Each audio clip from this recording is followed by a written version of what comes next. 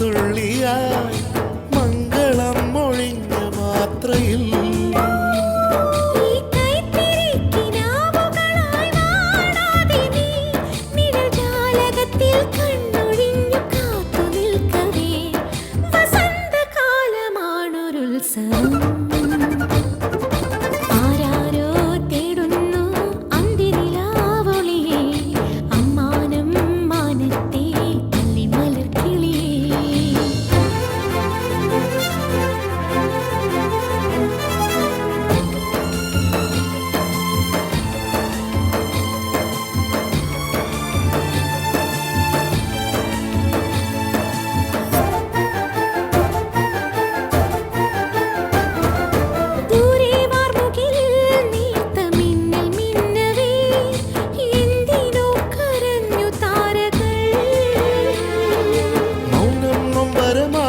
നെഞ്ചിൽ ചാഞ്ഞുറങ്ങവേ പൂപൊഴിഞ്ഞു വീണു പാട്ടുകൾ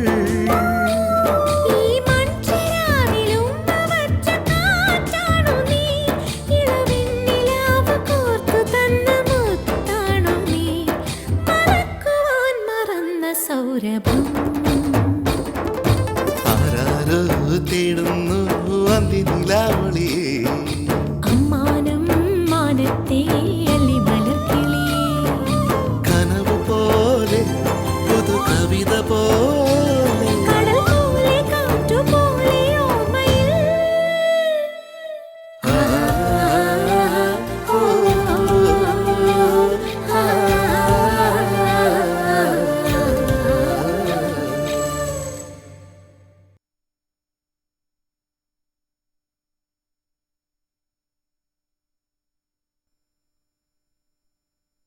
പറഞ്ഞില്ലേ നിങ്ങളുടെ പോവാനാ പറഞ്ഞത്.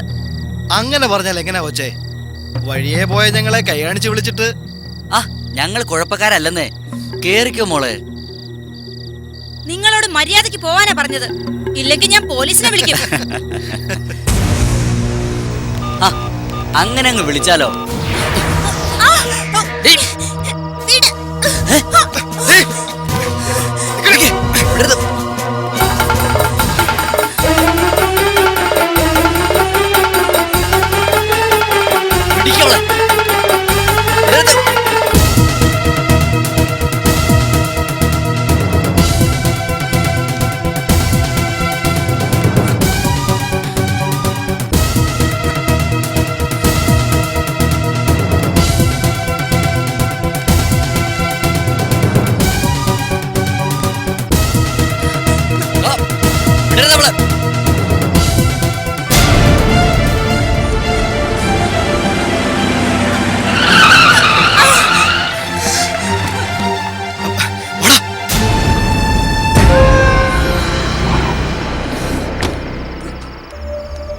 ആരാ?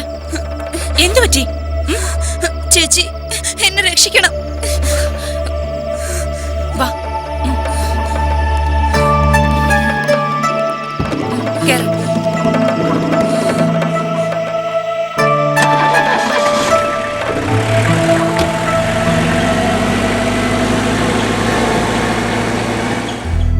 ഇല്ല, തൽക്കാലം അങ്ങനെ ഒരു ആലോചന ഇല്ല മദർ. ഇപ്പൊ തന്നെ ആവശ്യം കൂടുതൽ ലോഡായി. ഒരു റെസ്റ്റ് എനിക്കും വേണ്ടേ? ഇത് പിന്നെ അവർ വല്ലാതെ പ്രഷർ ചെയ്തുകൊണ്ടാണ് നോക്കാന്ന് വെച്ചത്. ഏതായാലും ഞാൻ ഈ ആഴ്ച അവിടെ എത്തുന്നുണ്ട്, നമുക്ക് നേരിട്ട് സംസാരിക്കാം. മദർ, ആമി എങ്ങനെയുണ്ട്? ഓ, അതൊക്കെ ഞാൻ അവിടെ വരുമ്പോൾ മാറിക്കോളൂ. വേണ്ട, ഞാൻ അങ്ങോട്ട് വിളിക്കാം. Okay okay, thank you mother, thank you.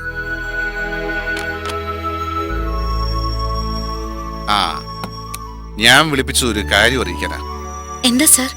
അതെ, നമ്മുടെ ഫ്രാഞ്ചൈസികളുടെ ഒരു സൗത്ത് സോൺ മീറ്റിംഗ് ബാംഗ്ലൂർ വെച്ച് പ്ലാൻ ചെയ്യുന്നുണ്ട്.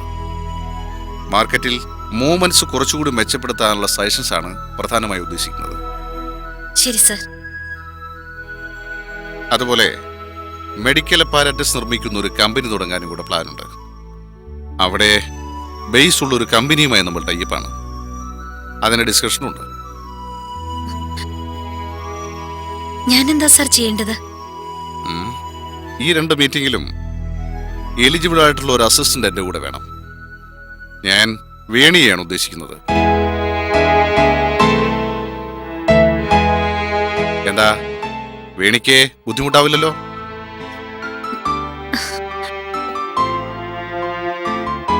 എന്താ, എന്തെങ്കിലും ബുദ്ധിമുട്ടുണ്ടോ? സർ, അത് പിന്നെ ഒരു ബിസിനസ് ടൂർ എന്നൊക്കെ പറയുമ്പോ ഞാൻ അത്ര എക്സ്പീരിയൻസ്ഡ് അല്ല. Doesn't matter. അതൊക്കെ ഞാൻ മാറ്റിയെടുത്തോളാം. So get ready for the trip. Nothing to worry. You will be safe there.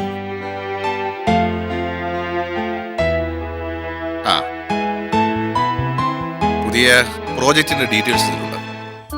താനൊന്ന് വിശദമായി പഠിച്ച് ഒരു റിപ്പോർട്ട് ഉണ്ടാക്കണം. Okay sir. അപ്പോൾ ട്രിപ്പിന്റെ കാര്യം മറക്കണ്ട.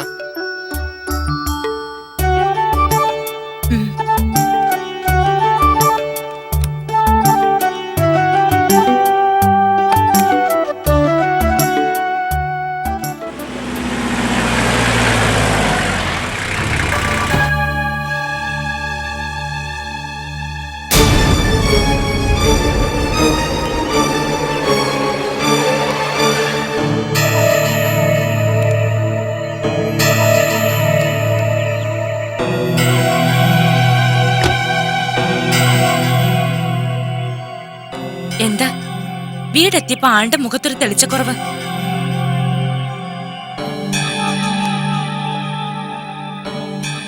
ഏയ് ശ്വേത, മത്സരത്തിൽ തോറ്റ ഈ ഭാവം തന്റെ മുഖത്തിന് തീരെ ചേരുന്നില്ല കേട്ടോ. ഒന്ന് ഉഷാറാവടോ. ഒറ്റ ദിവസത്തെ പരിചയമുള്ളൂവെങ്കിലും എന്നെ വിശ്വസിക്കാൻ കൊള്ളാവുന്ന ഒരു സുഹൃത്തായിട്ട് തോന്നുന്നില്ല തനിക്ക്. ഓ, താങ്ക് ഗോഡ്. അതെങ്കിലും ഒന്ന് സമ്മതിക്കാൻ തോന്നിയല്ലോ. ദേ, ഈ തിരിച്ചുവരവ് തോറ്റിട്ടല്ല, മറിച്ച് വിജയത്തിനുള്ള കൂടുതൽ ശക്തി ആർജിക്കാനാണ്. കേട്ടല്ലോ? എങ്കിച്ച നമ്മെ വിളിക്ക്, എനിക്കൊന്ന് പരിചയപ്പെടാലോ.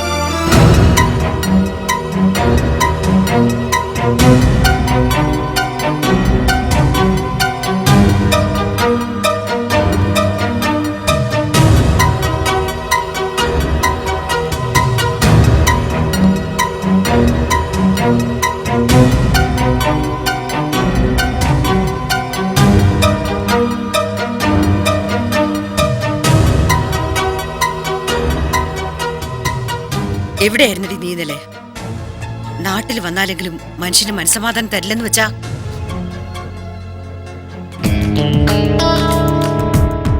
ശ്വേതയെ വഴക്കു പറയണ്ട. ഇന്നലെ മോൾ എന്റെ അടുത്തുണ്ടായിരുന്നു. ഇത് അപർണ ചേച്ചി. ഇന്നലെ ഞാൻ പരിചയപ്പെട്ടതാ.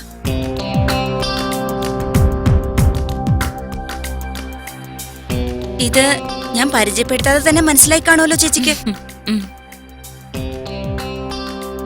വരൂ.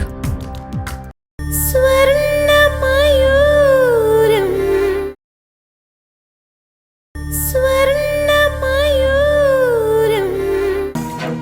ആന്റി, ഞങ്ങൾ ഇന്നലെ ഒരു വല്ലാത്ത സിറ്റുവേഷനിലാണ് പരിചയപ്പെട്ടത്. ശ്വേതയെ ഒരു പറ്റം പൂവാൽമാര് ശല്യം ചെയ്യുകയായിരുന്നു. തക്ക സമയത്ത് ഞാൻ അവിടെ ചെന്നതുകൊണ്ട് കുഴപ്പമൊന്നും സംഭവിച്ചില്ല. നേരാണോടി? തന്നിഷ്ടം കാണിച്ചിറങ്ങിപ്പോന്റെ ഫലം കണ്ടില്ലേ? പോട്ടമ്മേ, എന്തായാലും ആപത്തൊന്നും കൂടാതെ ആളിങ് എത്തിയല്ലോ. അത് ആ സമയത്ത് മോൾ അവിടെ എത്തിയോണ്ടല്ലേ. ഇല്ലായിരുന്നെങ്കിലോ? ആ, നിങ്ങൾ സംസാരിക്ക്, ഞാൻ കുടിക്കാൻ എന്തെങ്കിലും എടുക്കാം. വേണ്ടമ്മേ, ഇപ്പൊ ഒന്നും വേണ്ട. പോയിട്ട് അല്പം ധൃതിയുണ്ട്. പിന്നെ ഇവിടുന്ന് പിണങ്ങി ഇറങ്ങാനുള്ള കാരണമൊക്കെ ശ്വേത ഇന്നലെ എന്നോട് പറഞ്ഞു. അതറിഞ്ഞപ്പോ ശ്വേതയോടും നിങ്ങളോടും ഒക്കെ അറിയാതൊരടുപ്പം തോന്നിപ്പോയി. അതാ ഈ തിരക്കിനിടയിലും ഒന്ന് പരിചയപ്പെട്ടിട്ട് പോകാന്ന് കരുതിയത്. ആ വേണിയെ ചേച്ചിക്കറിയാം. ആണോ? നിങ്ങൾ തമ്മിൽ പരിചയമുണ്ടോ? പരിചയം ഉണ്ടോന്നോ? എന്റെ ആജന്മ ശത്രുവാണ് അവൾ. എന്റെ ജീവിതം അവൾ ഒറ്റയൊരുത്തിയാ തകർത്തത്. സന്തോഷകരമായ ഒരു കുടുംബജീവിതമായിരുന്നു എന്റേത്. ഞങ്ങൾക്ക് കുട്ടികളില്ലായിരുന്നു എന്നൊരു കുറവേ ഉണ്ടായിരുന്നുള്ളൂ. അവിടേക്കാ അവൾ വന്ന് കയറിയത്. പഴയ പരിചയം പുതുക്കി അടുത്തുകൂടിയപ്പോ എന്റെ ശുദ്ധഗതിക്ക് ഞാനൊന്നും കരുതിയില്ല. പക്ഷേ എല്ലാം കണക്ക് കൂട്ടിക്കൊണ്ടുള്ള വരവായിരുന്നു അവളുടേത്. അവളുടെ ഒരു അടുത്ത ബന്ധുവിനെ കൊണ്ട് എന്റെ ഭർത്താവിന് വിവാഹം കഴിപ്പിക്കുകയായിരുന്നു അവളുടെ ലക്ഷ്യം. ഒടുവിൽ അവൾ അതിൽ വിജയിക്കുകയും ചെയ്തു. അവളെപ്പറ്റി എന്റെ മക്കൾ പറഞ്ഞു കേട്ടപ്പോഴേ ഒരു വിഷവിത്താണെന്ന് തോന്നിയിരുന്നു. എങ്കിലും ഇത്രയ്ക്ക് ഞാൻ പ്രതീക്ഷിച്ചില്ല. ഇനി ഞങ്ങളുടെ കമ്പനിയിൽ കയറി കൂടിയത് എന്തുദ്ദേശത്തിലാണോ ആവോ. അവളെ സൂക്ഷിക്കണം. അയ്യോ പാവത്തെന്ന് അടിച്ച് ആണുങ്ങളെ വശത്താക്കാൻ ഒരു പ്രത്യേക കഴിവുണ്ട് അവൾക്ക്. അമ്മയുടെ അനുജൻ ആ ചതിക്കുഴിയിൽ വിടാതെ നോക്കണം. അവളോട് അമ്മാവന് ഇത്തിരി സോഫ്റ്റ് കോർണർ ഉണ്ടെന്ന് അന്നേ എനിക്ക് മനസ്സിലായതാ.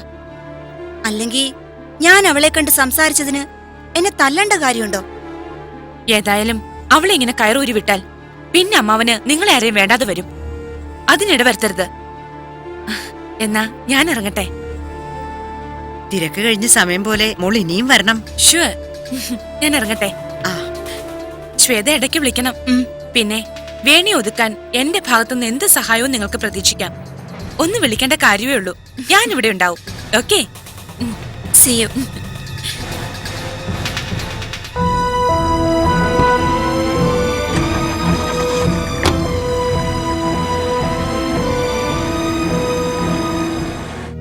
കേട്ടോ മാഷേ, ഞാൻ റിട്ടയർഡ് പോലീസുകാരനാ.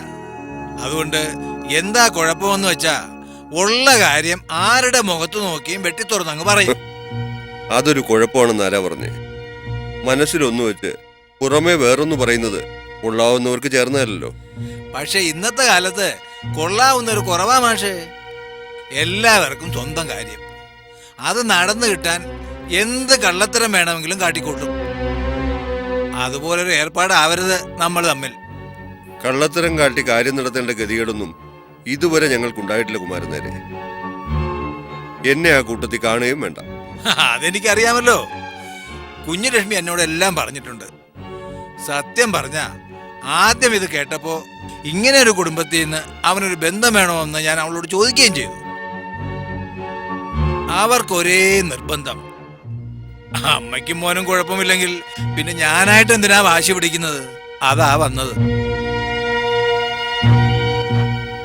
തുറന്നു പറയുന്നോണ്ട് ഒന്നും തോന്നരുത്. ഹരിയെപ്പോലൊരു പയ്യനെ ഇതിലും നല്ലൊരു ബന്ധം എത്ര വേണമെങ്കിലും കിട്ടും. ഇവിടുത്തെ ഒരു ചുറ്റുപാടൊക്കെ കേട്ടപ്പോ എവിടെയോ ഒരു ചേർച്ചക്കുറവ് പോലെ. കുമാരൻ നേർക്ക് അറിയാമല്ലോ, ഇങ്ങനെ ഒരു ആലോചന ആദ്യം വന്നത് കുഞ്ഞുലക്ഷ്മിയുടെ ഭാഗത്തുനിന്നാണ്. ചെറുക്കനും പെണ്ണിനും പരസ്പരം അറിയുകയും ചെയ്യാം. അതൊക്കെ ഞാൻ നോക്കിയുള്ളൂ. ചേർച്ചക്കുറവാണെന്ന് തോന്നുന്നെങ്കിൽ നമുക്ക് ഈ ആലോചന ഇവിടെ മതിയാക്കാം. എന്നുവെച്ച് കുഞ്ഞുലക്ഷ്മിയോടും ഹരിയോടും ഞങ്ങൾക്ക് വിരോധം തോന്നുകയില്ല. അല്ല, ഞാൻ പിണങ്ങാൻ പറഞ്ഞതല്ല മാഷേ. ഇനിയിപ്പോ അങ്ങനെയൊന്നും ചിന്തിച്ചിട്ട് കാര്യവുമില്ല. ഞങ്ങളുടെ പയ്യനെ പെണ്ണിനെ അങ്ങ് പിടിച്ചു പോയില്ലേ? ആ, അത് പോട്ടെ. കൊടുക്കൽ വാങ്ങലിനെ പറ്റി എന്തു പറയുന്നു?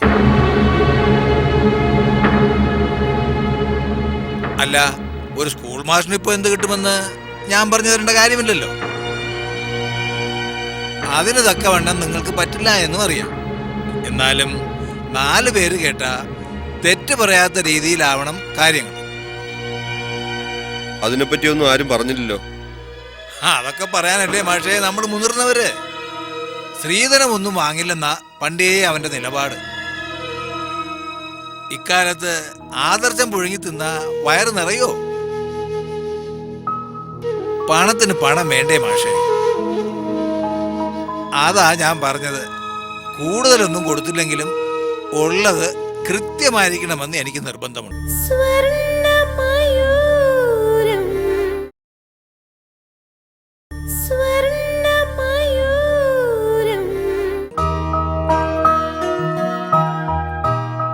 ഏട്ടൻ അങ്ങനെ പലതും പറയും.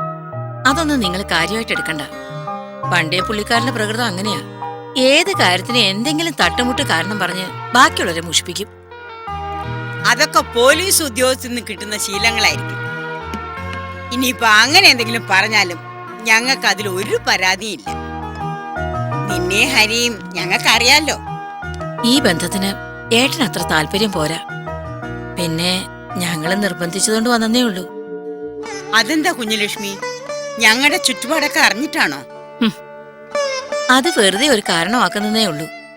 ശരിക്കും പുള്ളിക്കാരന്റെ മനസ്സിലിരിപ്പ് വേറൊന്നായിരുന്നു. ഏട്ടന്റെ മോളെ ഹരിയെ കൊണ്ട് കല്യാണം കഴിപ്പിക്കാൻ ഉദ്ദേശമുണ്ടായിരുന്നു.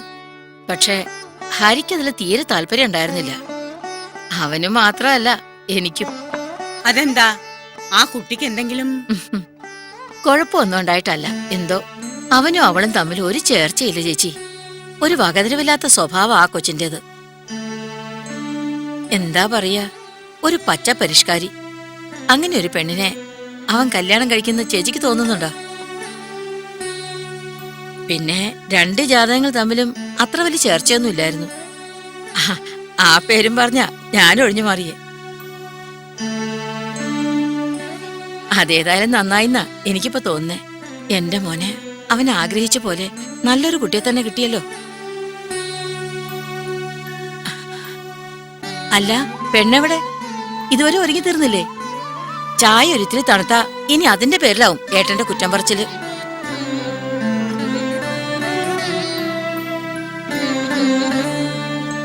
കൃഷ്ണവേണി എന്നാ കുട്ടിയുടെ ശരിക്കുള്ള പേരല്ലേ? എത്ര ശമ്പളമുണ്ടെന്ന് പറഞ്ഞാലും ഈ പ്രൈവറ്റ് കമ്പനിയിലെ പണിയൊക്കെ ഒരു കണക്കാ. മതിപ്പ് സർക്കാർ ഉദ്യോഗത്തിൽ തന്നെയാണേ. തൂപ്പുകാരന്റെ പണിയാണെങ്കിലും അതൊരു അന്തസ്സാ, അല്ലേ മാഷേ? അത് നേരാ. എന്ന് വെച്ച് അത് കിട്ടുന്നത് നോക്കി നമുക്ക് കാത്തിരിക്കാൻ പറ്റുമോ? സർക്കാർ ശമ്പളം എണ്ണി വാങ്ങണമെങ്കിലേ അതിനൊരു യോഗം വേണം. അതില്ലെങ്കിലേ എത്ര പഠിത്തമുണ്ടെന്ന് പറഞ്ഞിട്ട് ഒരു കാര്യവുമില്ല. വാ ഇരിക്ക്.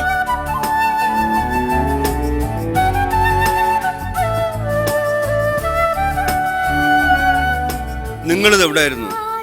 ചെറുക്കനെ സൽക്കരിക്കാൻ ചായയുമായിട്ട് പെണ്ണു വന്നപ്പോ ആള് സ്ഥലത്തില്ല. ഞങ്ങൾ അപ്പുറത്തുണ്ടായിരുന്നു. അമ്മാവനും മാഷും കൂടി കാര്യങ്ങളൊക്കെ തുറന്ന് സംസാരിക്കട്ടെ എന്ന് കരുതി.